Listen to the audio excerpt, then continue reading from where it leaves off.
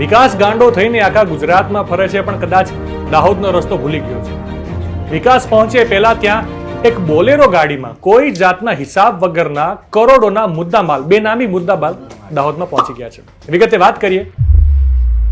કતવારા પોલીસે વાહન ચેકિંગ દરમિયાન એક મોટી સફળતા હાંસલ કરી છે. મધ્યપ્રદેશથી આવી રહેલી એક બોલેરો કેમ્પર ગાડીમાંથી ચાંદીના બિસ્કિટ, દાગીના અને મોટી રકમની રોકડ મળી આવી છે. પોલીસે કુલ રૂપિયા 2.19 કરોડના મુદ્દા માલ સાથે 3 લોકોની ધરપકડ કરી છે.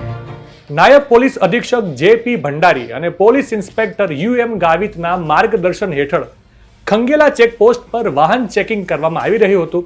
આ દરમિયાન MP31ZA 9054 નંબરની બોલેરો કેમ્પર ગાડીને રોકીને તપાસ કરતા ડ્રાઈવરની સીટની પાછળ બનાવવામાં આવેલા ચોરખાનામાંથી ચાંદીના બિસ્કિટ અને રોકડ રકમ મળી આવી હતી.